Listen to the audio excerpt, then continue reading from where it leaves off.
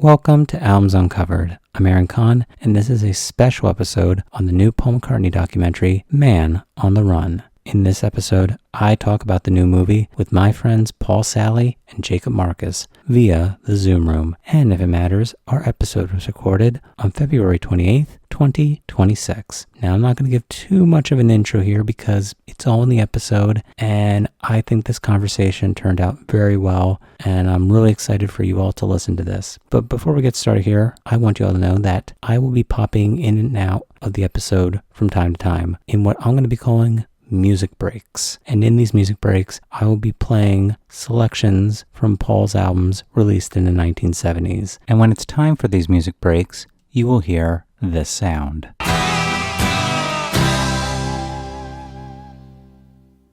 Now, later in the episode, there is a discussion about our favorite songs and albums by Paul and Wings, and the selections I picked here are based from that conversation. And what I've done here is, for each of the 10 music breaks, I'm going to be playing one song from each of Paul's 10 albums released in the 1970s, and that is including Wings Over America. So, with that out of the way, here's my conversation with my friends Paul and Jacob, and this is us talking about Man on the Run. Enjoy. Welcome to Albums Uncovered. I'm Aaron Conn, and today I'm in the Zoom room here, two other people here, and I'm doing something different that I haven't done before. Typically on this podcast, I am usually by myself with a bunch of archival clips and music, and other times I'm interviewing musicians. This time I got two friends with me, and we're going to be talking about the new Paul McCartney documentary, Man on the Run, just dropped at the end of February of 2026. And I'm going to talk to two people about it here. I'm going to have them introduce themselves, and we'll get on with the episode here. So, Paul, do you want to start off? Hello, everyone. My name is Paul Salley. I am the author of Little Wing, the Jimmy McCulloch story. Cool. And I'm Jacob from the Vinyl Verdict YouTube channel and lifelong Paul McCartney fan. So excited to be here. All right. Thank you for both being here. And I'll give a little bit of history here as to how I know both Paul and Jacob here. Of these two people, Paul I've known for the longest. I think I've known him since 2009 when he was posting all those videos of Jimmy on the YouTube channel. I think we were talking on there, and I had just joined Facebook sometime in March of 2009 after the head counselor on my camp had passed away. So I was just getting into Facebook and looking at, they had groups then and message boards in there, which are they're now long gone. Mainly messaging, and I realized that was you, and you said you had never made the connection. So we've been talking ever since 2009. Jacob is somebody that I've known, I think it was around September when I was doing research for the Prime Review Badfinger episode. When I was trying to come up with all the documentaries and all the interviews that I could find of Badfinger, Jacob's videos kept coming up, and I thought it was interesting to see someone that was my age range with his dad talking about all these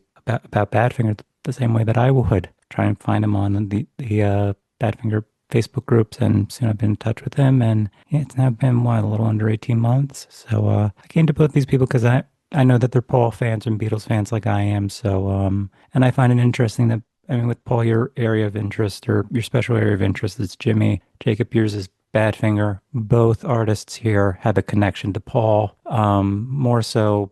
And Paul had more years with Jimmy. I think Paul probably only did Come and Get It, and may produce Rock of All Ages. But nevertheless they do have a connection to Paul. So you were the first two that I thought of to do this. So now that we have that out of the way here, I just want to go around the horn here and just ask everybody here, although I have a feeling that most of us are probably going to have similar stories here, just go around the horn here and just say, not so much, you can talk about how you got into the Beatles, but specifically your earliest memories of getting into Paul's music. Paul, we'll start with you. Yeah, so I got into the Beatles the winter of my seventh grade year.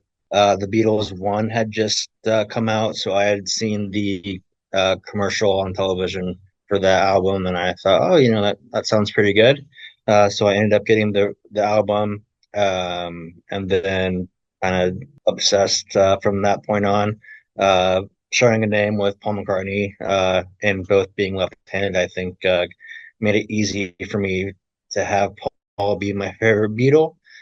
So I sort of delved into his solo work and learned about it. And it was shortly after getting into the Beatles that Wingspan aired on ABC. So that was my sort of introduction to Wings and specifically Jimmy. So it's been a journey, but an awesome one. Yeah, so similar.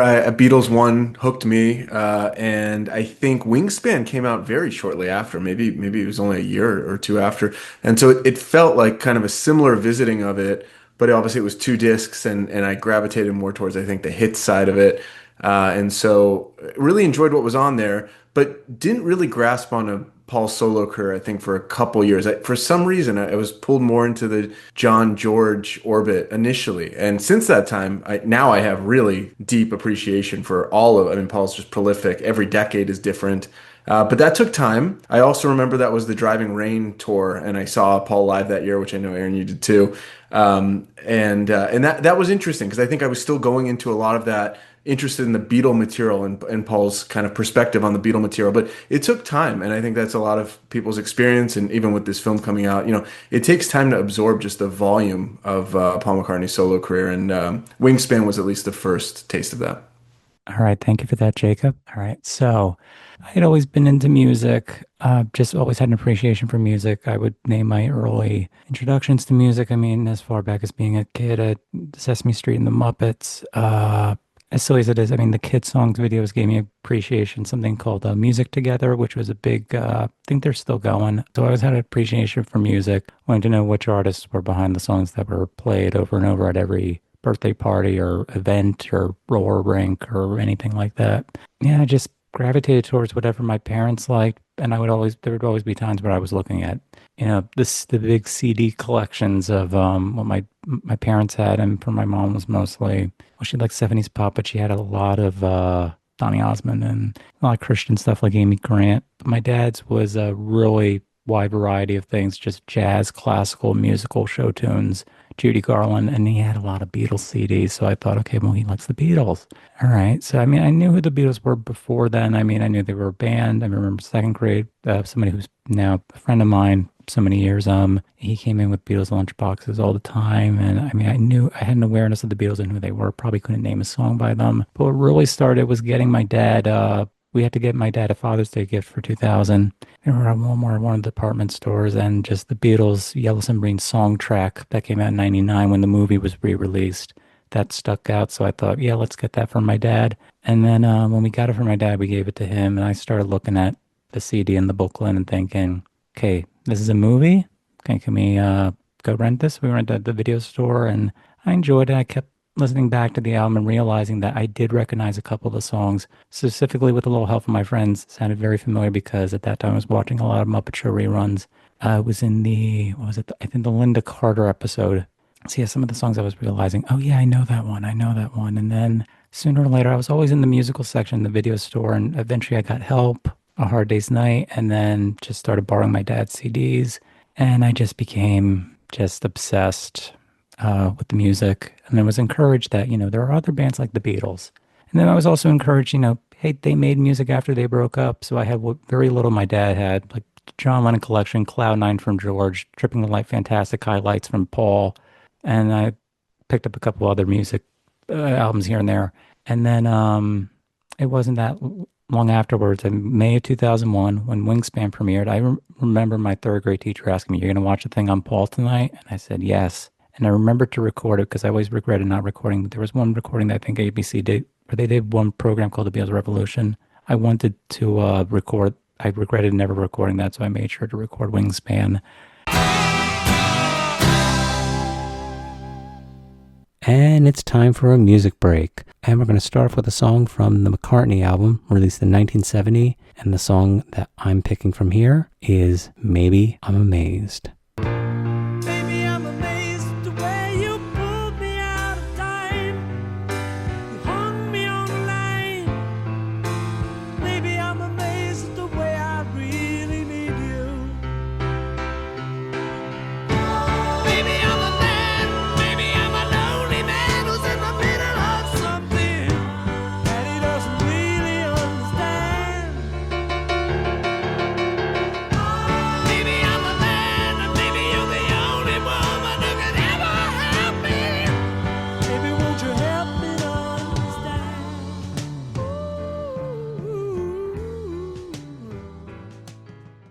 And yeah, that's going to bring us to our next point here, which I thought that would be a crossover here for all three of us, is that Wingspan really heavily promoted that part of Paul's life. So I want to get to the next point of our discussion here is talking about the Wingspan documentary. What are our thoughts on it?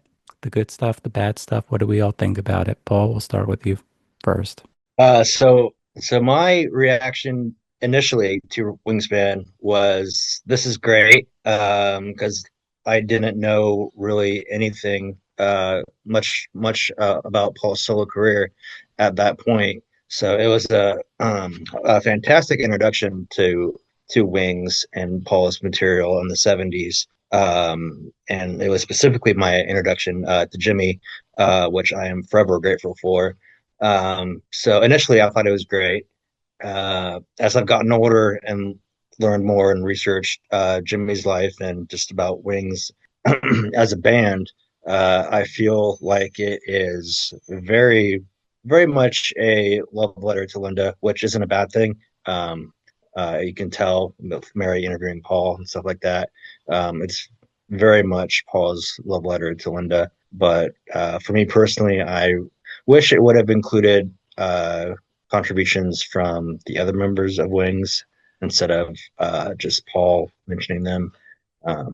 But like I said, forever grateful for the documentary for introducing me to Jimmy. Because if I didn't watch Wingspan, who knows where I would be right now in my fandom with Jimmy as well. So. All right, Jacob. Yeah, I think I mentioned in my intro, I think I was more influenced by the CD actually being released. And I don't remember a lot about the documentary, and I think it was not very accessible. I mean, I had it on like a ripped DVD years later, maybe, but I don't think I had like an official documentary that was ever put out. The music influenced me because just Aaron, your story reminds me of like we're so influenced by what our parents have in their collection, and it's so arbitrary. I remember my dad had Venus and Mars, London Town, and Pipes of Peace. What a weird sampling of that solo career. And I think Wingspan really stitched it all together, right? And you get this very coherent feeling, even though I mean we know Wings was well, we can debate this, but I would say anything but coherent during their time together, right? There was a lot of kind of variability between the albums, and I think that CD and the documentary was an attempt to make it feel more coherent and actually tell it as a story. There was the Beatles, we know that from the anthology. Then there was this Wings thing. That's one neat decade, and then Paul started over again in the 80s. And so I think it serves that purpose, but it kind of fell into this era. It's like the Flaming Pie era documentaries into Paul kind of being the PR master of his own legacy. And in preparation for this, also I recently rewatched the Linda McCartney story. There was that kind of biopic, and then Wingspan, I agree, was kind of a tribute to Linda in a lot of ways. So I think it fit in really nicely with that era. I enjoyed it. It always felt kind of brief, maybe, and it's it was very accessible. Anyway, you could make anyone watch it, but for a fan, I don't know that it revealed anything that new, and it kind of told the story the way like Paul wanted to tell it, which is a great jumping off point. But I would say again, I was more influenced by the CD and having a greatest hits that felt like kind of a modern curation of a lot of Wings material. All right. Yeah, both agreed points from you, Paul and Jacob. I'm sharing some of the same thoughts with you. I will give my thoughts now. Wingspan documentary, I really, really liked it when it was on. It was just so exciting. With Wingspan, yeah, I loved it. And then I just didn't realize that, wow, Paul had another band just like the Beatles. And that, it's kind of a continuation. It was a bit heavier, a little more on the rock side of things, or at least from my first perspective of watching the documentary and just thinking, wow, there's a whole other band that Paul was in. It was just so exciting. And the other thing about recording it is that I kept playing it over and over, which when you think about it is a great thing to do because I eventually got the DVD when it was officially released, but and you got to think that back then there is no YouTube, there is no Spotify. You have no way of listening to those songs and just having, even though they were small samples of songs that took me years and years to identify which songs they were, because there's so many songs that are used in Wingspan in the documentary. Not so much. There's a lot of stuff that ends up on that's in the movie, but it's not in that's not in the album.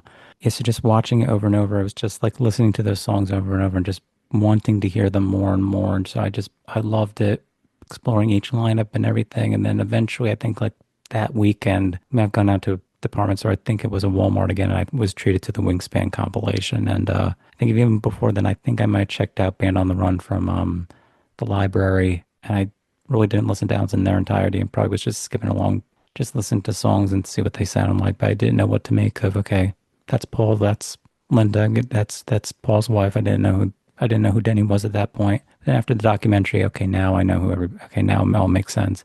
For what it is, I hold Wingspan in high regard because the other thing that happened when Wingspan premiered was that I think the premiere date, if I can go from memory here, I think it was May of 2001. I think it was exactly May 11th of 2001.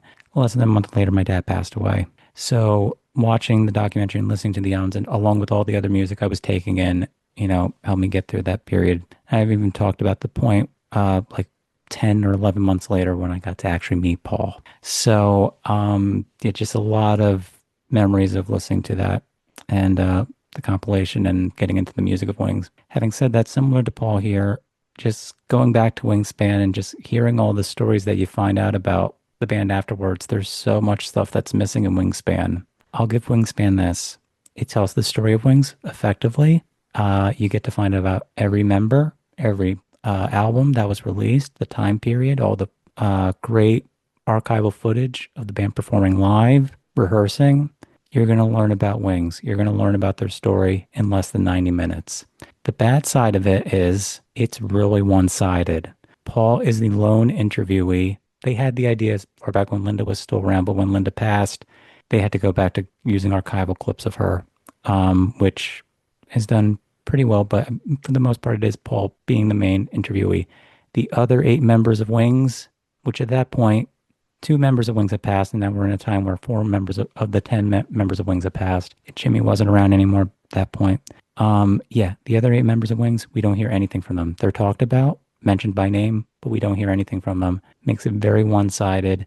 The other thing I noticed, it's already been mentioned by Paul here, that Mary interviews Paul. And I didn't realize this until when I rewatched the documentary just a week or two ago. I saw the name of the person who directed it, and I went, why does that name look familiar? And I found out that that's Mary's husband, or at least her husband at the time. So that's Paul's son-in-law at the time. I think he was trying to take the approach of the Beatles anthology, where they did the Beatles anthology as a response to, there have been so many books written about us. Some of them are works of fiction. This is our own words, our own story. We're going to tell our own story. I feel like Paul took that idea and just kept it to himself, but he kept it in the family that, okay, I'm going to have my daughter interview me, my son-in-law direct this movie. But even despite that, it's still a good movie. I guess you can look at it as kind of a love letter to Linda that they started from, one of the lowest of lows of the breakup of the Beatles and then ended up being in a very successful band together, and they did it. So I think it's a good but flawed documentary, so I think we're all on the same page when it comes to Wingspan. All right, so let's get to the next point here. Before you do that, yeah. You know that what Wingspan initially, what it was going to be. Like, have you heard that whole thing? There's a quote from, I'm going to try and find it here shortly, but there's a quote from Alistair Donald about what his initial plan for Wingspan was, and NPL had put out like feelers to fans, like if you have any home movies or photos or anything regarding Wings during that era, to send it to NPL for this documentary that they're doing. And initially, from memory, I think Alistair wanted it to be much longer than 90 minutes. He wanted it to do have it be like a theatrical release with like a whole bunch of like Australian footage and all this stuff, but Paul got cold feet, so they cut it down to a made-for-TV movie. So it could have been so much better, but yeah, it ended up being what it is.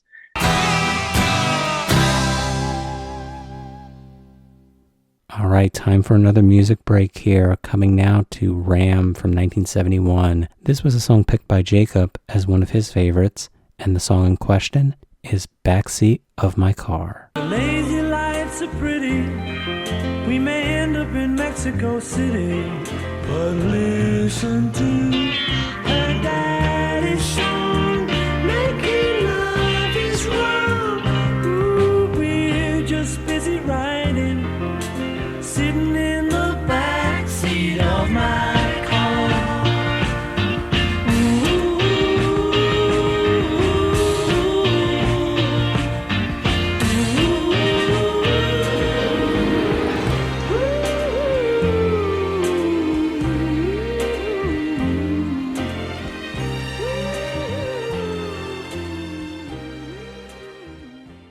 All right. So before we get into the movie here, I wanted to ask about, it's a bit of an odd question here, but the director of this movie is Morgan Neville. As an award-winning director, mostly makes documentaries. Just want to ask you all if you're familiar with any of the movies that he made. Paul, starting with you. No, I haven't seen any of his other work, although I would love to see the Mr. Rogers. I've heard it's phenomenal. Okay, Jacob. Yeah, I looked him up after. I think I did see the Mr. Rogers one. I think I watched at least part of the Anthony Bourdain one, and the 1975 one I also watched on Netflix. So he's again much more ubiquitous than I realized as a documentarian. And I thought all those were good. Maybe less gripping just because of the subject matter to me. But All right. Okay. I figured I would probably have seen more here. Yeah, I had already seen some stuff from Morgan Neville prior to this movie. I had seen 20 Feet from Stardom, which won the Oscar for Best Documentary for whatever year it came out. I thought that was pretty good.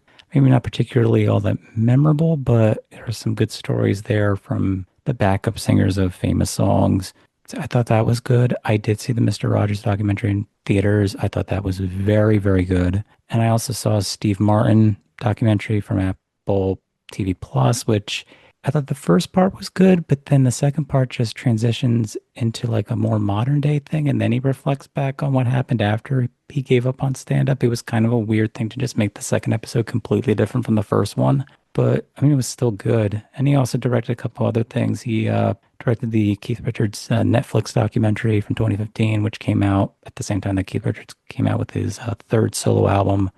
Yeah, the guy's very connected to entertainment, music, and making documentaries. And when I heard that he was doing this thing on Paul, I thought, okay, all right, this might be something that'll be good. Maybe a little bit better than Wingspan. So let's just start talking about the movie and talk about our thoughts on it. Paul, start with you. What do you think of Man on the Run? I thought Man on the Run was great for the most part. I really enjoyed that the other members of Wings, sans Jimmy, but I'll get into that in a second. Sans Jimmy got to give their perspective on their time with the band, which I thought was great and well deserved. And I wish there could have been more from each member. I found it a little bit odd that Jimmy was the only member of Wings not to give any of his perspective through archival interviews, which I know there's quite a bit of footage out there, interview footage with Jimmy that I've seen and heard throughout my research on him.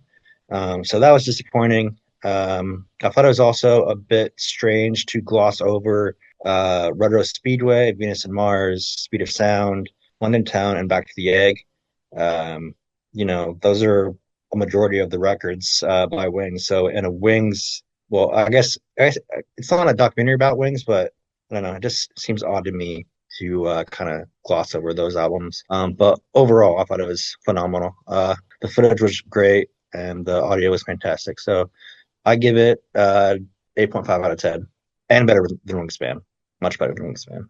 All right, thank you for that. All right, Jacob. interesting. Yeah, I want to respond to a couple of those things.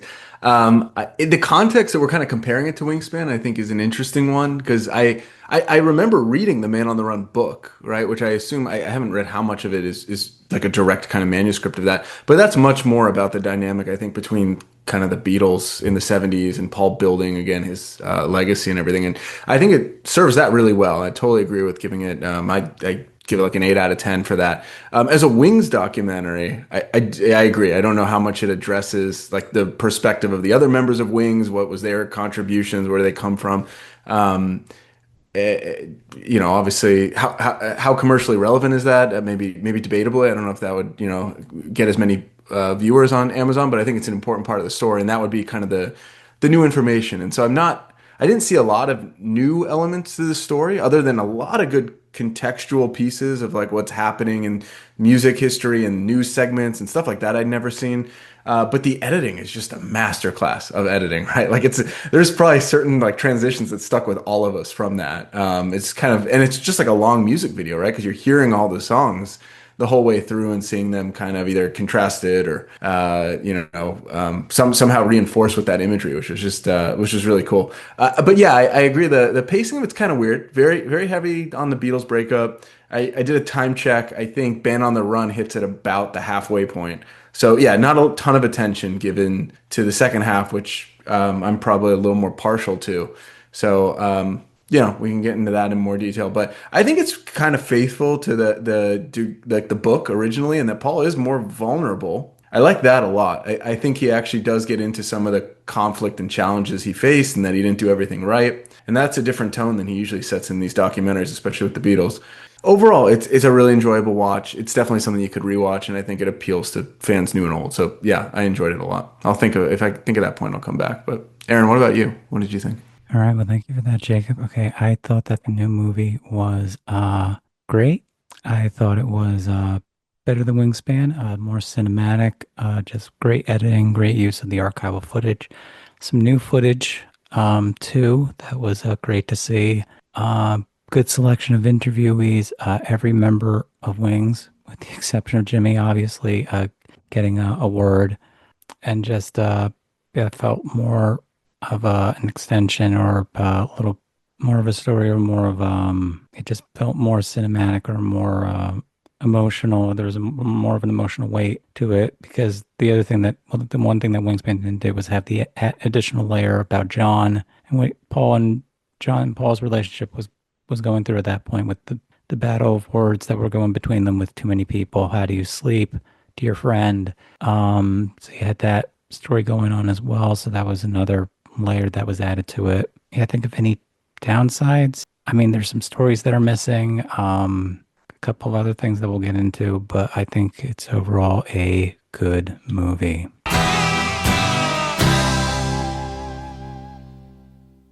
And it's now time for another music break. Now going into the Wildlife album, released in 1971, the first Wings album. Not one of their best, but this song here is great, and the song in question is the title track. I'm taking a walk to an African park one day.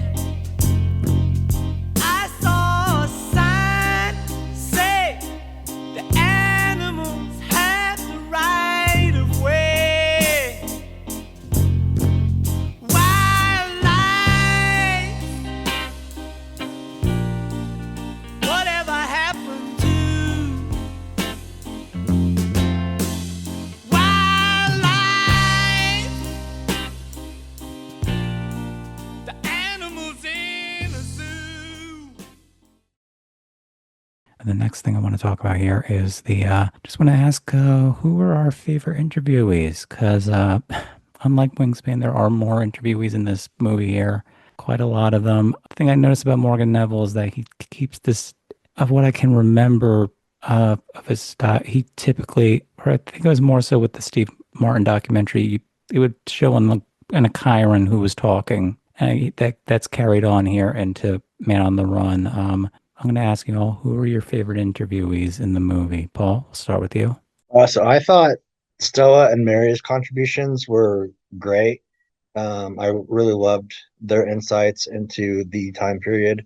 I also want to get everyone's thoughts on how they feel about Sean being interviewed. I thought he did a great job, but I've read comments online where people were asking like why he was even included, and where's Julian, stuff like that.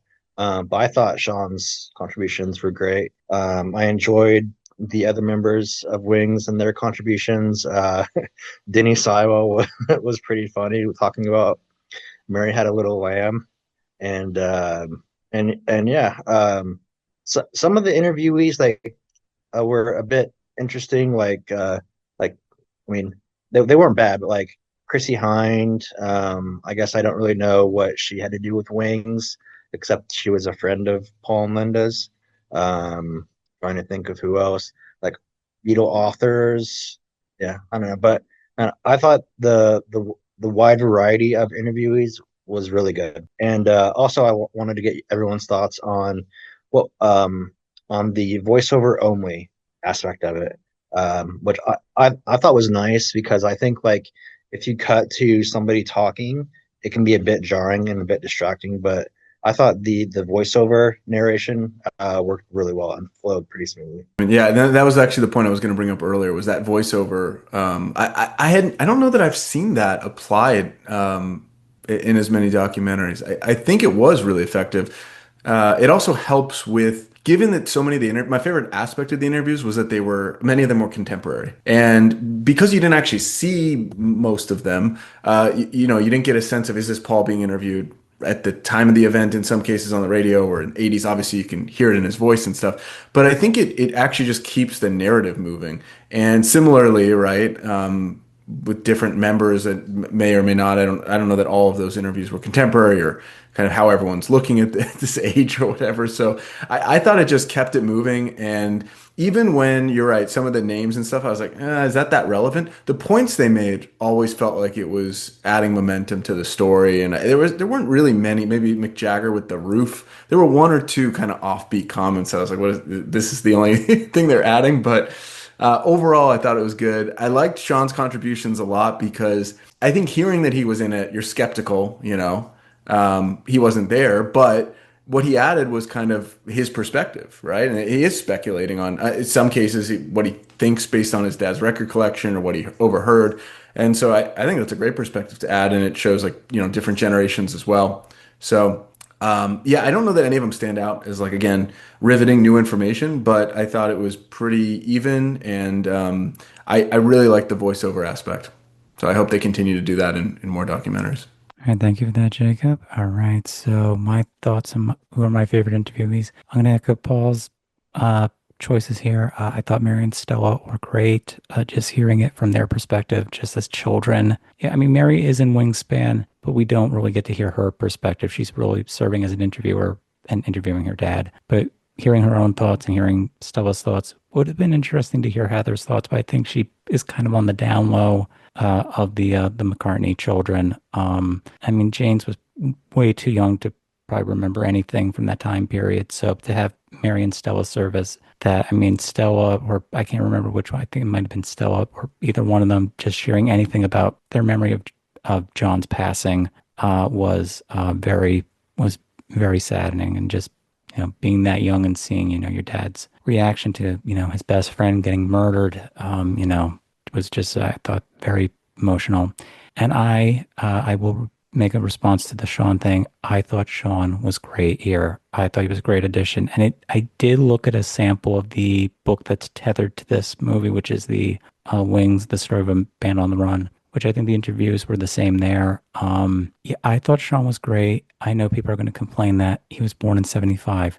He's there representing his parents. We don't know if John would have been in the movie or not if he had lived, but he's standing in there for his dad, and he's also standing in there for his mom, which at this point, Yoko, 93 years old, it's already been heavily speculated. I mean, she hasn't really said anything in years, and I think there's some pictures that have leaked out that she basically has a person living with her at this point, and I think Sean is the person he's the spokesperson for his dad's estate, and I think if anything were to happen to Yoko in the next few years, Sean will probably be in charge of the estate to some extent. I know there's going to be people asking about Julian. I'm sure Julian's fine with Sean being in charge of the estate because, I mean, he really does have a passion for the music. He really does know about his dad's music, his mom's music, and just music in general. He has a really deep appreciation for this. I thought his observations were great, and I found it really interesting to hear his thoughts on Ram, which was such a critically panned album, but now has been reappraised as that and McCartney being early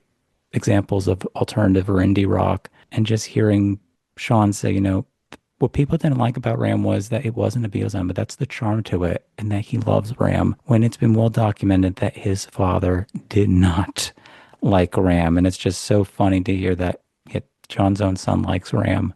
So I thought he was great, and I think he stood in well for both of his parents.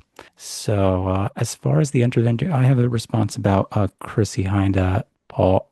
I think he and they're friends, and I think one of the reasons why they're friends, I mean, the only thing I can think of is that Chrissy is also a animal activist, and she's vegetarian as well. I think she serves in there because she was on the punk new wave side of things, and to comment there and throw her thoughts on Mold Kintyre, that it was such a, a ballsy thing to do to release a song like that when new wave and punk rock were happening, and yet Paul was able to have a hit single with a song like that that features bagpipes. I did find Mick Jagger's contributions a little bit odd. As much as I love Mick, I just don't know why he's in here. But I mean, whatever comments they use him for, I mean, they're fine. But I mean, he's only in the movie for so little at that time. So, but yeah, I thought they had a good selection of interviewers. But I think Mary, Stella, and Sean were the standouts for me. And we've come to another music break. Now I'm going to be playing a song from Red Rose Speedway, released in 1973. This song here was picked by Paul Salley as one of his favorites, and it's a song called Big Barn Bed.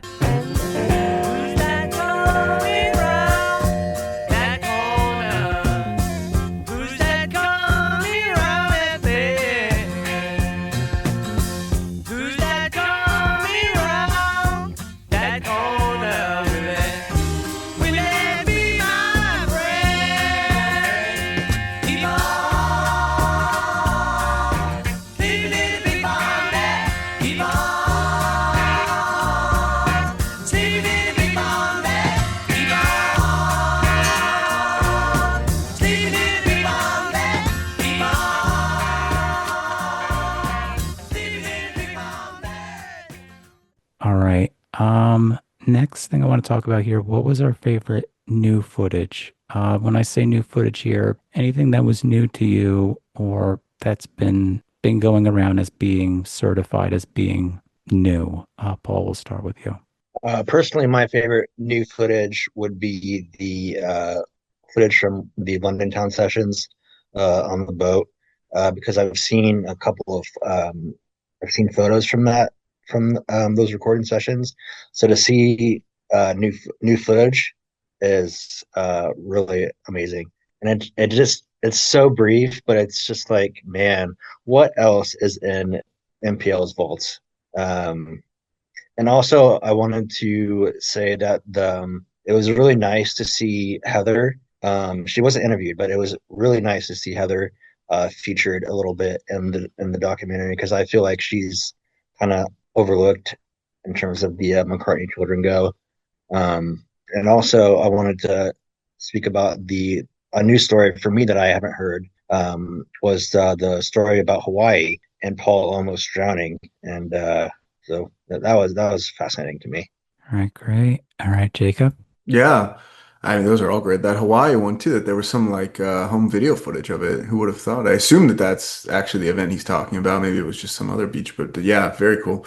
I don't know how much of it is completely new or not, but I guess what comes to mind to me is just some of the outtake footage, or kind of them talking in the studio. I don't think I've ever seen the sound check stuff from Australia. I don't know. There's like Paul kind of talking to Linda with the synthesizer and checking the levels. That seemed new to me. I mean, I've seen the live on Australia tape, but just anything that's kind of behind the scenes on that and shows him working through the material. I thought the Morse Moose, Grey Goose, like just the vocal overdub for that or whatever he was doing there. I know it was in the Back to the Egg section, which was kind of weird, but I assume that's from the London Town session, and if so, it's not on the boat. So where is that from, and how much more footage is there? I agree, it's kind of just scratching the surface at what's in the vault. So that was cool. The home video footage of him on the piano and then answering the phone. I know that, I think I've seen that one written about as kind of a more immersive look at Paul than you normally get. But I think that, just to summarize it, it probably is that home video, like 8mm or whatever. We haven't seen that stuff before, and that was really cool to see Paul put his guard down a little bit during that era. All right, thank you for that, Jacob. Okay, I'm in agreement with everything. That I do like all the footage that was here. I think the Australian thing, I think might have been in Wings Over the World. I think that the whole thing with the flight being delayed, I know that was in Wings Over the World. I do like some of the scenes that you talked about, Paul. I do like that one story about the Paul talking about the drowning, and the Morris Moose one from you, Jacob. I'm a bit confused because I was watching it last night on a rewatch. They say that the At the Speed of Sound session, which is very funny, seeing Paul Linden and Denny all there, and they're in the studio with the horse. It looks like that might have been from London Town and not At the Speed of Sound, because Jimmy and Joe are not there. And I think Paul is wearing the same clothes that he did in that one. I don't know. And it's just a bit odd that he's there singing the song from London Town. I'm not sure. Maybe they mislabeled it. I'm not sure. But I think my favorite of the archival footage, it's a bit of a sweet one. I liked seeing Paul, Linda, and Denny singing "You Are My Sunshine." Just them being goofy and just just seeing that along with hearing Denny talking about wanting to leave the band, that they weren't touring. I think that's what the conflict, or from what I've heard, is what the conflict was between Paul and Denny. That I think that Denny was pushing for the band to keep touring, but I think Paul was so over touring at that point. Seeing that footage of them just singing the song and being goofy, and then you watch it and realize that that Linda and Denny are no longer with us. I just thought that was sweet. And then you have something sweet like that, and then Denny just saying, I had to leave. And I thought that was a nice. For some reason, that is my favorite of the new footage that was shown in the movie that I can think about.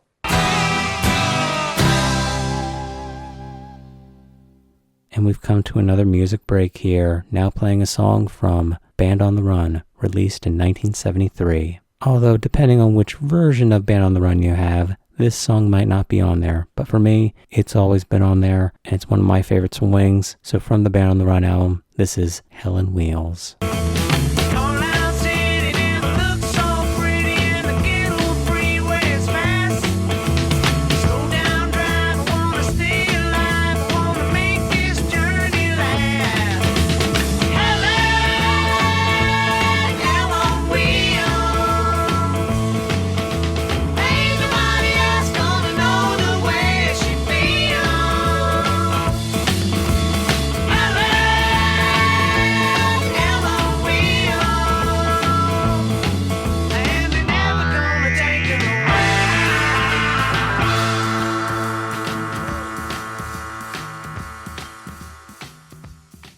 Bit of a non-question here, but what do we find to be the funniest parts in the documentary? Paul, we'll start with you. It's the funniest parts. I would probably have to say seeing the note where Paul called Alan Klein a pig.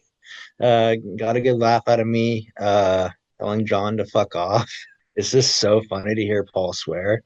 The Mary had a little lamb bit was. I guess I just find swearing funny. But yeah, those are the two that immediately come to mind for me. And then also, Aaron, I think you're right about that footage with the horse. I'm pretty sure it's mislabeled because in that footage, there's like a Santa outfit in the background, and the Wings, the last lineup did that photo shoot for Club Sandwich around December '78, I want to say. So I'm pretty sure it's from that time period. It's kind of amazing to me that it ended up being mislabeled, but other people spotted that error as well. All right, Jacob. When I think of funniest, well, the bonus footage that's circulating on YouTube of Paul and Morgan Neville, I like him interacting with the robot. Like it is funny to see that thing out of context, like not transporting it from the '79 to today. It does seem kind of crazy. Robbie the robot. So that got a laugh out of me. I thought Mike McCartney's comment about the Paul is dead thing, obviously that was pretty funny. But yeah, I agree. I think it's just, we're used to like Wingspan and everything we talked about. You're just getting Paul's perspective, maybe some archival stuff of Linda. So seeing people actually react to how weird some of the McCartney ideas were in the '70s or the things Wings did, those were probably the funniest moments where it's like, what were we thinking, All right, in agreement with both of you, and thank you for checking that out, Paul. Okay, yeah, my choice is, I find this funny more so because it's a timely thing. I thought it was hilarious to see the excerpt or the thing from that play that they talked about, which I think I was trying to find the name of it. I wanted to immediately go on, like when I saw it in the theater, I immediately wanted to go look it up immediately. Go, what is this? It's just so ridiculous and over the top. But when I watched the documentary, I went, okay, I need the name of this. And I think what it was called John, Paul, George, Ringo, and Bert. It was funny for me because of how overdramatic the acting was, how bad the makeup was. And what's funny about watching it right now is because at the time of this recording, we are in the middle of these Beatles biopics being filmed by Sam Mendes. And there's been a lot of complaints online about these guys don't look like the Beatles. Take a look at this play here. I don't know which one's worse. I don't know which one has the worst casting here. I'm sure that the overall better product will probably be the Sam Mendes movies, but I just found that funny because we're in a time where these new movies are being made, so that just made me laugh. But obviously, in my audience, I mean, I think the ones that get the biggest reaction, and what you mentioned, which has been mentioned before here from you, Jacob, and you, Paul, that was the Mary Had a Little Lamb and yeah, Robbie the Robot. Um, those got some laughs. The other thing I thought was not appropriate from my audience when I went to go see it, the theater that I went to, was when they showed the clip from the Steve McQueen thing, and they used the clip of Paul saying, and it was taken straight from Wingspan, which I've noticed that a lot of the audio from Paul is probably unused stuff that was used in Wingspan and probably stuff that wasn't used in Wingspan, because you can tell that it's earlier because Paul's voice is clearer. And it's not Paul in his 80s now, when rather he was Paul in his late 50s. And they took the excerpt of the thing when he talked about the Japan bus and said, I had to admit to myself that, you're an idiot. And that got a chuckle in the audience. That got some chuckles. And I just thought it was very serious in Wingspan. I don't know why people are laughing at it, but I guess out of context, okay, yeah, I guess it is funny. But it was just kind of interesting to see the audience that I was with reacting to something like that. So, and we've come to another music break here, now talking about the Venus and Mars album from 1975. This song was picked by Paul Salley as one of his favorites, and it's a song called Letting Go. She tastes like wine. Such a human being, so divine. Oh, she feel like sun. Mother Nature, look at what you've done.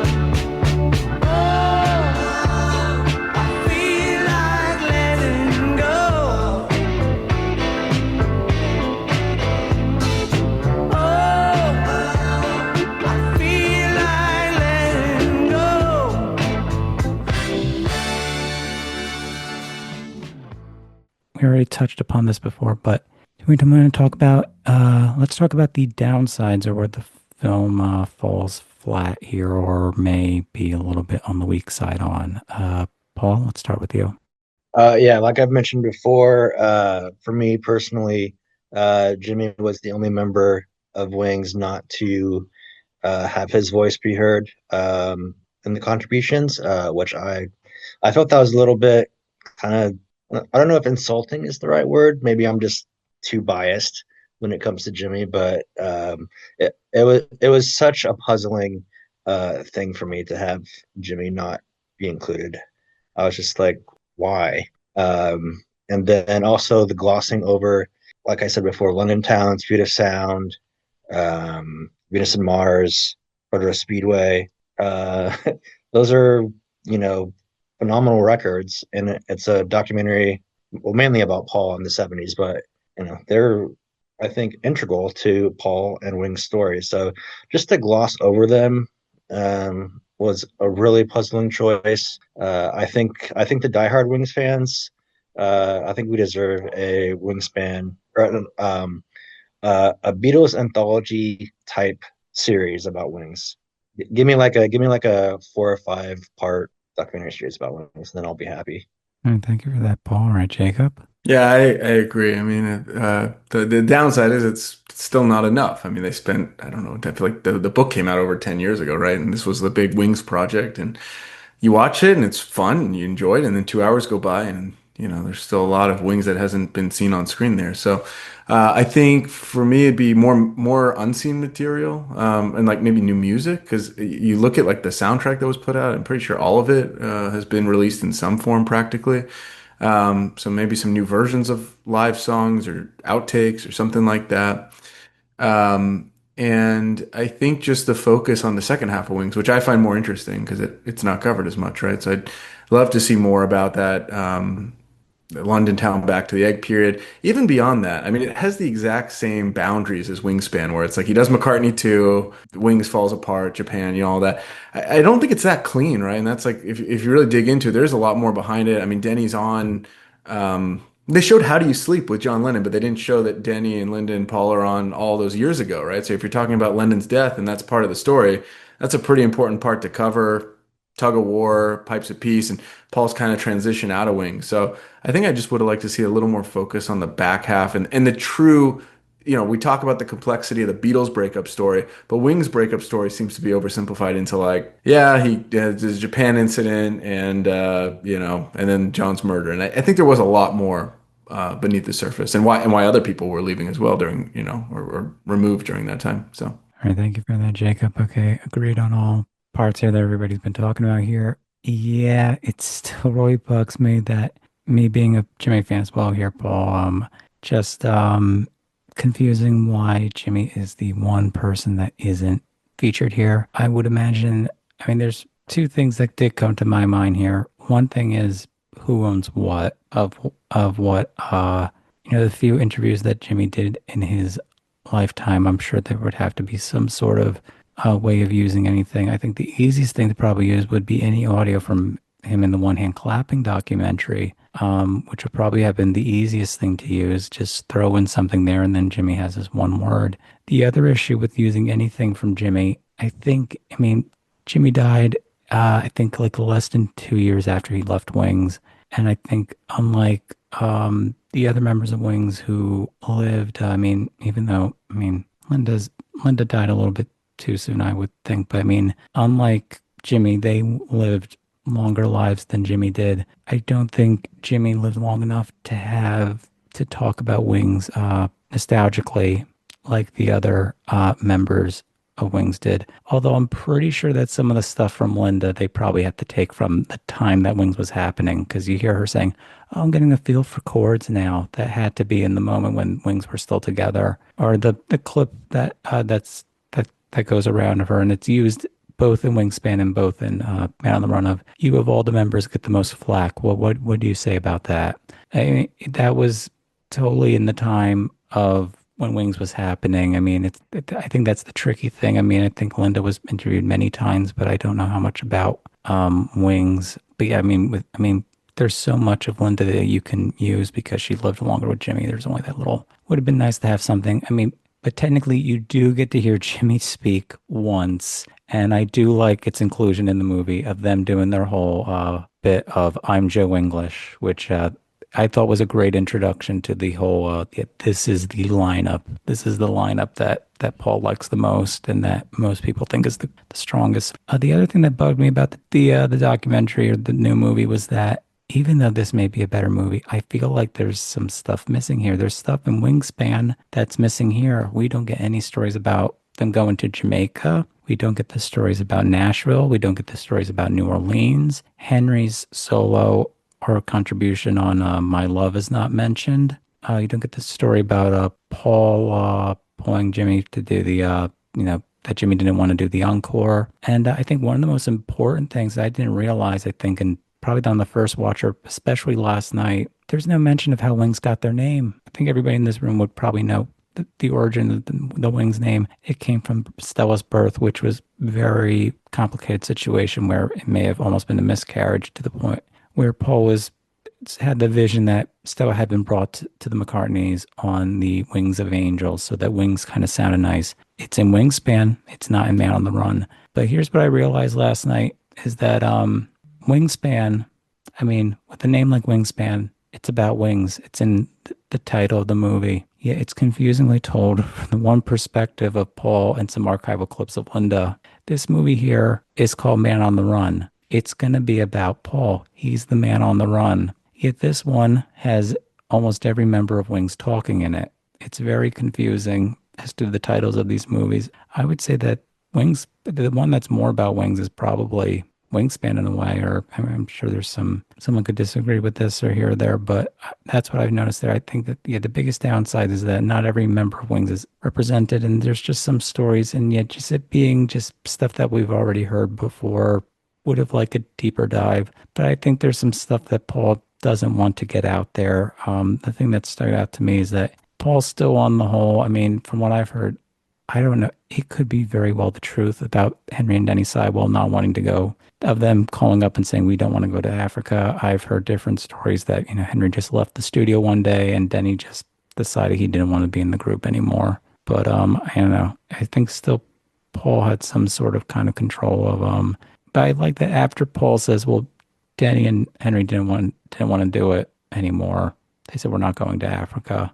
And then you get to hear from Denny and Henry in the movie, but in Wingspan, you don't get that perspective. So, I mean, Denny was at the premiere, I think, or Denny Seiwell was at the premiere, so I guess he gave it the okay. So yeah, I don't know. I feel like there's some stuff lacking here. There's stories missing, and just just some representation of people, I think, are the weak parts of the movie. And we've arrived at another music break, now talking about Wings at the Speed of Sound from 1976. This song here was picked by Jacob as one of his favorite songs, and it's a song called Beware My Love.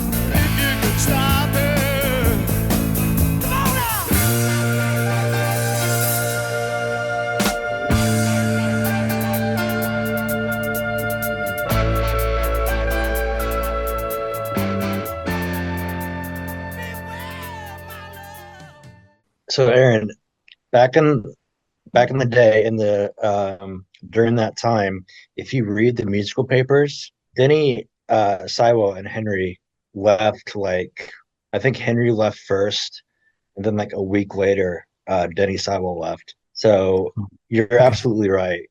It was reported in all the musical papers at the time. I've read the articles. Yeah, but I mean, like, obviously Henry and Denny leaving the night before because they don't want to go is a better, juicier story. Mm-hmm. Right. And just like with Jimmy's departure in Wingspan, Paul saying, "Oh, for me, Steve Merritt called me up and said Jimmy was joining me and leaving the group." That's not exactly how it played out, but I think from Paul's perspective, the guys leaving him the night before is much better. It plays better into the story of Ben on the Run. But yeah, definitely some inaccuracies there. And I've also heard that the mugging story in Lagos is maybe not true, but Wow. I mean, The timing is questionable, yeah. the timing is questionable, yeah. So definitely some interesting things to think about for sure. Who's gonna challenge Paul? Like, he's Paul McCartney, so Mm-hmm. with these stories. So Yeah, I think it's interesting with or I'll build upon this. I find interesting in the case of Jimmy here because, like, when I watched Wingspan, I didn't know anything well enough, or it didn't occur to me to just go ahead and Google, because after watching Wingspan, the one person I was the most interested in was Jimmy. I don't know. It wasn't until like a few months later that when I looked up his name, I found out that, oh, he died? Why didn't they put that in Wingspan? But then in the Wingspan book, he said that, that Jimmy died. It wasn't until the re-release of One Hand Clapping, that was the first time that I ever heard audibly, not from reading text, but just reading or just hearing Paul say or mention that Jimmy has died. When he said that, yeah, when I watched the movie, it does make me sad because 3 of the people in this movie are no longer with us. Linda, Denny, and Jimmy. That was like the first time, like, in over 20 years that I heard, okay, Paul's actually said that Jimmy died. And then he talks about it, which I'm glad that they included in here, although the way that Paul talks about it is... I also have thoughts on that. Yeah, it's just...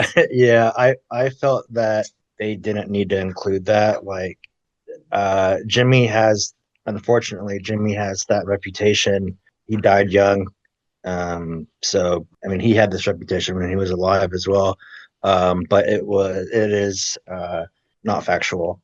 I mean, it was the 70s. I mean, I'm not ignorant or naive when it comes to my admiration for Jimmy, but like, Like I know he had his demons, everybody does, but what happened to Jimmy was a tragic accident. So for Paul to say that Jimmy was just too dangerous for his own good, I don't know, kind of rubs me the wrong way. Um, but yeah, going back to what you said, Aaron, back in the day, there was nothing on Jimmy. Like I remember, well, I guess Google wasn't even around then, was it? It was like Ask Jeeves or Yahoo or one of those search engines. But there was a great GeoCities page Yeah, about that's right. Jimmy. Yeah, I found that page too. Yeah. Yes, yes. So that was like heaven for us wanting to learn more about Jimmy. So shout out to the guy who owned that GeoCities page. I don't know. I just yeah, like you said, some things are a bit kind of yeah. Why were they included? I don't know. But again, it's Paul McCartney, the PR machine. So I'm not going to stand up to him. I mean, I give Paul a lot of respect that at the peak of Wings and in Rock Show, which I think is probably the best testament to Wings, each member gets a spotlight, right? They really get a song where they get to show their contribution and their style and their, the power. And in the documentary, I don't know if everyone got that. I don't think it was just Jimmy Sideline, but I mean, Denny kind of got that little snippet of Go Now, but more as like a scouting mission as if Paul was watching TV. I don't think we really got to see, I would have liked to see maybe more of that sampling in Rock Show, and get each member kind of contributing.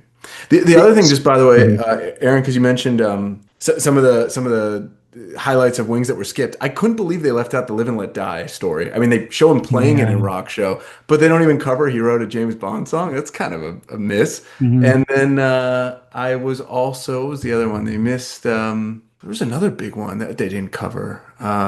Give Ireland Back to the Irish. We keep talking about Mary Had a Little Lamb. And I think there's a whole controversy, and that's really Wings' first single. So they kind of just neatly skip over Paul's one political step, and they go, "Oh, Lennon did that. I never did that. I wasn't comfortable with it." But anyway, a little revisionism there.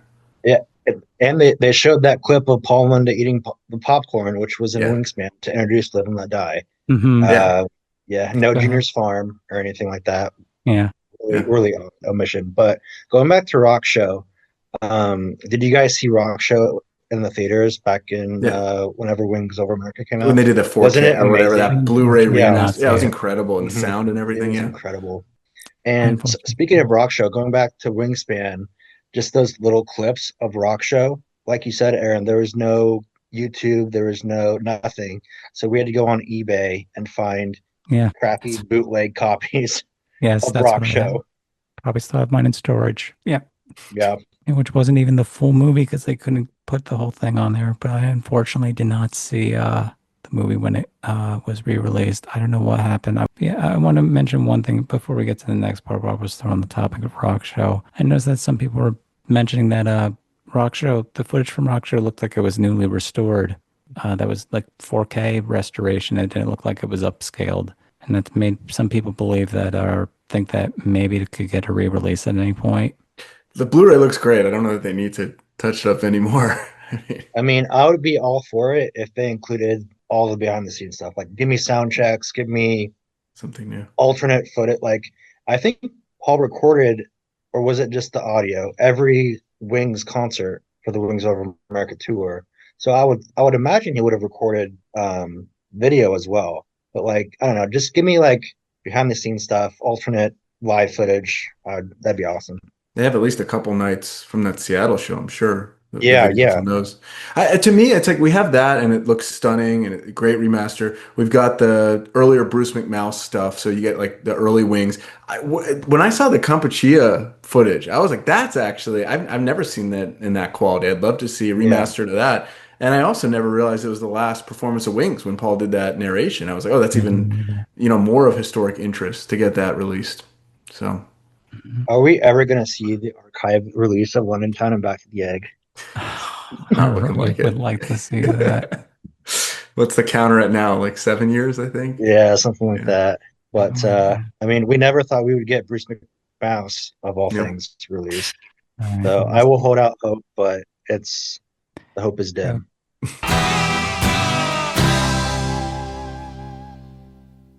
And we've come to another music break, now talking about Wings Over America, released in 1976. Now, this is a song that technically did have studio versions recorded, but none of them ended up on the 7 main studio albums by Wings. I'm going to play this song as it is on the Wings Over America album, and it's a song called Soily.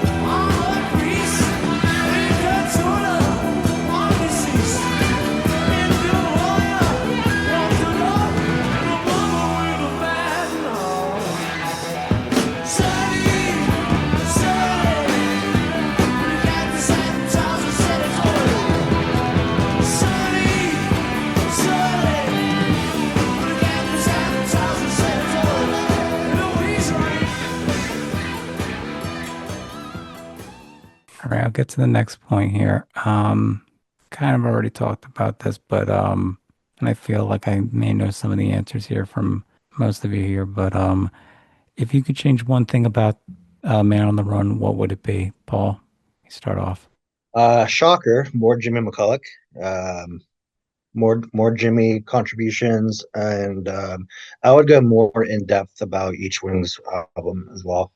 I just feel like that's such a crucial missing element of the documentary is not including or not going in depth on the albums themselves. Yeah, and that was one of the great things about Wingspan, like you mentioned before, Aaron, is they delved in they talked about every album. So you wanted to go to your local record store and find the album and discover it. I don't really feel that with Men on the Run. All right, Jacob, one thing you would change? Yeah, you kind of convinced me, Paul, actually, because I'm thinking I do really like having the data. And I think I remember the Ron Howard movie, which is probably a whole other podcast we would do sometime. But at the very end, they stuck like 2 minutes of just showing all the albums and the chart success, how long they were on the charts. And that was a really cool, just kind of like morale booster or whatever for the end of the movie and just what you witnessed. So I agree. It would have been nice to see, especially watching it was, trying to introduce someone to Wings, like what were the albums, what were the covers, how did they chart, what's notable about them, and I feel like we didn't really get a clear picture of that. So, but I don't want to steal your thunder. So I'll try to. If I had to think of another one, again, it's probably more live footage as well. I think as a band, Wings was an incredible live act, and that's actually something that distinguishes them from the Beatles.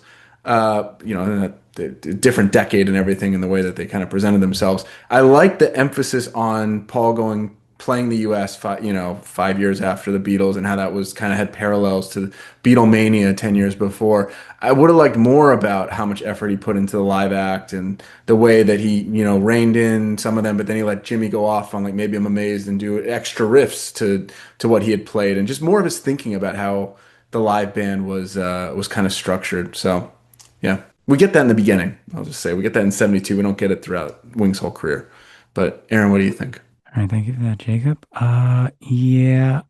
One thing I would change, I'm kind of thinking from Paul's thing, if we could just hear just one thing from Jimmy, that would be the one thing if I had to pick something different. I was going to say the thing about the albums. I think every Wings album is, they're not talked about in depth. I think everything is either shown by album cover or by title. So because you see the cover for Wildlife, Band on the Run is talked about, is given a whole section of itself, rightfully so. You hear a little bit of the opening for Venus and Mars. I think that's about it there. At the Speed of Sound is seen on the title, but as I think we've now identified that that's not accurate. London 10, you see the whole cover of Paul, Linda, and Denny dangling from whatever photo shoot they were doing.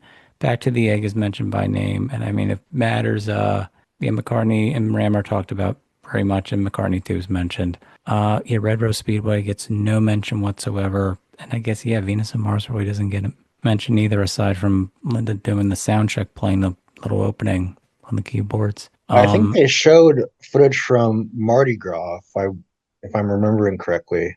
And I guess they thought maybe Red Rose Speedway talking about Linda with My Love's guitar solo being played over it was sufficient enough, but I don't know. It's odd. There Odd were a choice. lot of moments that almost feel like they're winking at the Wings fans. Like you know that Mm, this is like an important moment if you're a yeah. fan of the band, but they don't really explain it and the Mm. story behind like some of the musical things they shared. Yeah, it was interesting. And Jacob, going back to your point about wanting more live footage, I definitely agree. When this product was first announced, I thought that we would be getting a lot more unseen audio, photos, and live footage. But I mean, there was some new stuff, but I didn't feel like it was enough. I mean, maybe that's just because I'm a diehard Wings fan, but I don't know. It felt like they dug again really deep into Mm, news footage and like kind of mm. newspapers, and they grabbed all that contextual info. I don't know if they went as deep into like the archives of MPL and the live material that they had. Yeah, it felt like a lot of the stuff we'd already seen there. I agree. Yeah, I can't think of anything else. I mean, if there was one unique thing that I could think of that nobody's ever mentioned, that hasn't mentioned, a little more closure with the ending of the movie, or just it kind of ends with a thing with just of obviously a later date, probably sometime in the 90s, because Paul's got his hair the way that he does in anthology, and so it's obviously a few years before Linda passes. I don't know, but I think the ending was trying to say that, and that Paul was ready to grow up. I take that as, he had the Beatles, he had Wings, he could go on his own now. If I had to stick with my original answer, one thing I would change just to get one or two archival clips of Jimmy talking, and yeah, that's what the one thing I would change. Time for another music break here. Now going into the London Town album from 1978. This is one of my all-time favorites from Wings, and it's a song called I've Had Enough. I earn the money and you take it away. Well, I don't know where you're from. I should be worried, but they say it'll pay for a bomb. Oh, I've had enough. I can't put up with it anymore. No, no, no, no, no. Had enough. I can't put up with it anymore. No, no. No, no, no, no, no, no.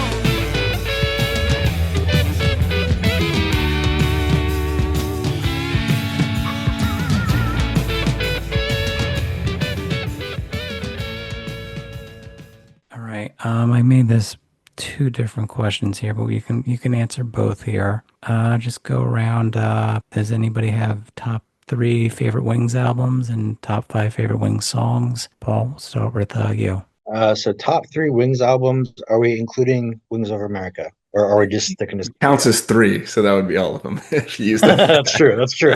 Uh, okay, so number one for me, Venus and Mars. Number two, probably maybe I'm not being 100% to the time period, but the restructured Retro Speedway, making it a double album that came out a few years ago was phenomenal. So I would go that. Number two, number three, probably Been on the Run. If we're including Over America, Wings Over America 1A, Venus and Mars 1B, and then Red Rose and Been on the Run. Top five favorite Wing songs. Number one, Medicine Jar. Number two, probably Letting Go. Number three, Junior's Farm. Number four, 1985. Number five, I'll go with let's see. I'll go with a deep cut, kind of Big Barn Bed. All right. Thanks for that, Interesting. Paul. All right, Jacob. Very tough question. Could be it's really its own hour here. I'll say I'm a contrarian with a lot of other musical tastes. I think with Paul, I tend to stick to the ones that are kind of unanimously praised. I think Band on the Run is just an easy front runner. I love that whole stretch, Band on the Run, Venus and Mars, and Wings at the Speed of Sound. I don't know if as an era. It's tough to pick individual albums. I mean, I guess Ram is considered a Wings album now, according to this documentary. So I'll put that as two maybe, and then Venus and Mars as three or something like that. In terms of songs, I think that's where it gets interesting. I won't put them in order, but Yeah, I mean, you got to put Band on the Run in 1985 in that list. That takes like two spots right there. I love Junior's Farm as well, and I love Beware My Love, especially the live version. I like seeing Paul really kind of lean into that edgier rock side. And what that gives me one slot for Ram, backseat of my car. It's tough. It's tough to pick five. All right, great. Thanks. All good picks there, Paul and Jacob. All right.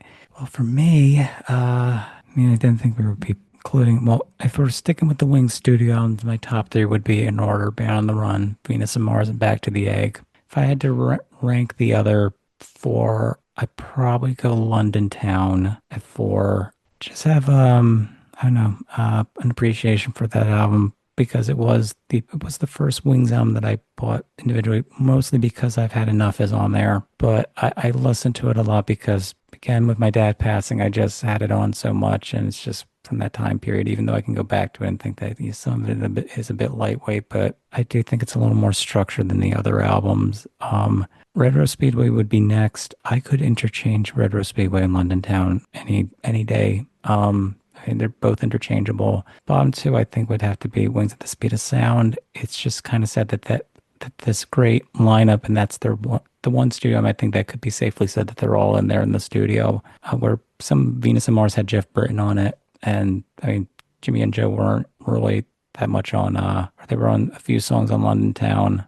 They were on Wings Over America, but I'm just speaking studio album wise. And it's just such a pillow soft kind of a thing after coming off of Venus and Mars, just, arena rock all around. But there's some really good songs on At the Speed of Sound. And to your point there, Jacob, I think songs like Beware My Love, Time to Hide sound so much better live than they do in the studio. And then at the bottom, I would put Wildlife. It was recorded within 1 week. Sounds like it. But there's still some good songs on there, especially the title track, their cover of Love is Strange, and I do like Tomorrow. My overall favorite Paul album is Ram. So that would be bumped up. McCartney would probably put that higher than Venus and Mars. And if the ones that are mentioned in the movie, McCartney too, did not listen to it ever until the 2011 reissue, and I quite surprisingly actually liked it. And I now see that it gets a little more appreciation nowadays, that it's seen as like this lost gem of an album.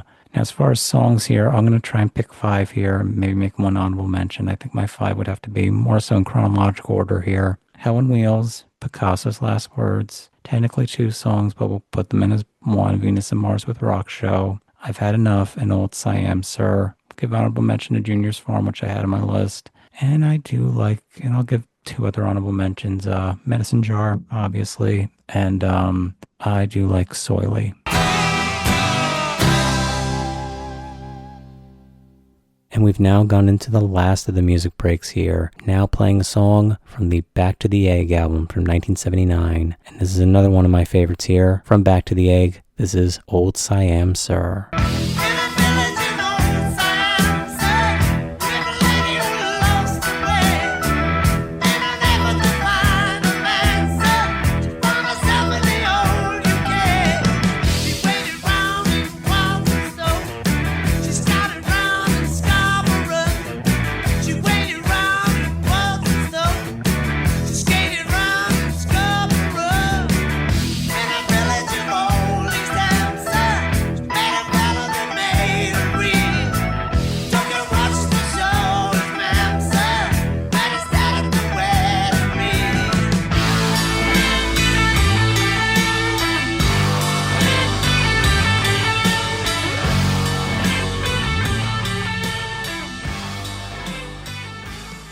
So let's try and wrap things up here. So let's just go around and just say our final thoughts on the new movie, Paul.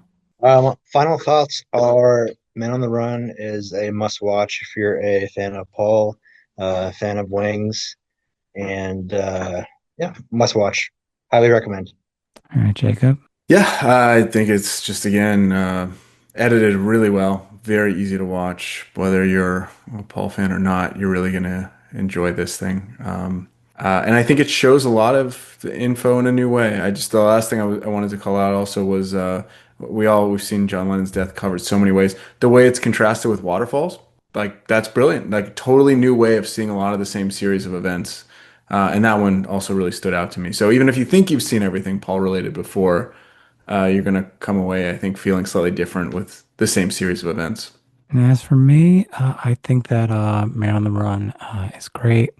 I will admit that on the second watching, I was not as amazed. Probably just a series of circumstances going on right now with me. But I mean, I was left looking at other things online, including been some other documentaries that have made their way online made by fans. The Beatles Bible's done a really good thing. With Paul, give that an honorable mention. The other thing that's been around online that I think I saw before, Paul, you might have shared them, Understanding McCartney. Those are really good too, but I think this is pretty good, big budgeted theatrical movie about Paul. I think it is overall better than Wingspan, even though you are missing a few things here. I think it's good. I think it's probably one of the better Beatles related movies that's come out in the last few years. I think all of us can agree that one of the most amazing thing that's come out as far as Beatles content, as far as movies, is the Get Back miniseries. I think after that's really hard to follow up Get Back. The movies that have come out after that have been just okay for me. I mean, the John and Yoko one-to-one documentary thing, I just don't get why they don't release as a concert film, which I think is coming out soon. But I thought that was fine. Because 64 was kind of forgettable. And this new version of Anthology, I just didn't like that they cut out all the music and also all the problematic stuff that probably Disney told them to get rid of. Yeah, I think this is very exciting. Probably I don't know if I would go as far as saying it's the best thing since the Get Back miniseries. I don't think it's near the level of the Get Back miniseries, but what I can say, it is a very good movie. If people were looking to get into or learn about Paul, get this a pretty good place to start. But it also helps to check out Wingspan too to get another perspective on the story too. I think there is no wrong way. You can watch either one of these, but between the two, I think Man on the Run is the overall better movie. So before we go here, I'm going to ask both of you if you want to give any plugs or mentions to anything that you do or where you can be found online or anything. Paul, we'll start with you. Yeah, so I run the Jimmy McCulloch Facebook page. You can just search Jimmy McCulloch and you'll find it. Jimmy McCulloch fan on YouTube, although I don't really post much on there. And one kind of final thing I wanted to get your guys' thoughts on is the recent announcement from the Rock and Roll Hall of Fame and Paul's exhibit. What are your guys' thoughts on that? All right, Jacob, did you want to go first there? I actually haven't heard it, so this is news to me. I got to look it All up. right. Has this breaking news? I think it was made within the last week or two. So in conjunction with all the like Men on the Run book, documentary, soundtrack, there's going to be a special exhibit at the Hall of Fame featuring like I think it was announced as like the largest collection of material from Paul's archive. So there's going to be like instruments that Wings used on stage and in the studio, outfits they wore, photos, video, and some interactive stuff. Interesting. And at least with Jimmy's family, I know that they're sending over a couple of things for Jimmy, which I think is great. So I'm sure the other members and their estates are going to do the same. I think it opens May 15th. So I'm going to try and go opening day, if not opening weekend. So I can't wait to see what it's all about. And maybe they'll even be showing Robbie the Robot there. Be cool. Thanks for mentioning that there, Paul, because that is a bit of a timely thing. I did see that thing about the Rock and Roll Hall of Fame thing. All right, Jacob, any plugs? Yeah, no, that's great. I mean, I've visited the Rock and Roll Hall of Fame, and while as an organization, I got to say, I mean, come on, get Badfinger on that list. Mixed feelings. We've tried to start a petition there and everything. But that being said, they are excellent custodians, I think, of a lot of the actual memorabilia they've had. I mean, you visit and you can say, okay, it's just a shirt they wore, a guitar, but it is pretty inspiring, I think, to see some of that in person. And, you know, you see like John Lennon's piano or one of George's guitars in there. And that'd be great to see that for Wings in one place. I think that's a first. So anything like that, I think is exciting. I don't know how well it's coinciding if it's opening 3 months after the premiere of an Amazon Prime streaming thing, but still excited to see more attention on Wings this year. Did you want to give any plugs for your show or anything, Jacob? Well, yeah. I mean, if you love Badfinger, it's probably a tenuous connection, as you mentioned. But yeah, check out the Vinyl Verdict. We talk about Beatles related material all the time too, and solo material, and yeah, lots of exciting events happening in that world this year. A lot of it's a good time for archival releases. I think there's kind of with the internet and everything, we found enough of a fan base, and there's podcasts like this to discuss any niche topic, no matter how niche. So. All right, thank you for that, Jacob. All right, I put my tags at the end of the episode, but I'll still do mine here in case I want to leave this in here. You can follow me at Aaron_Conn on Twitter, follow at AlmsU on Twitter, subscribe to the podcast, Sounds Uncovered, and yeah, follow my articles that are on Pop Culture Beast, and that's about it for me. So Paul, Jacob, thank you for your time here, and I think that's about it, and we'll just end the show there. So thank you. This is great. Thanks for having us. Yeah, thanks for having us.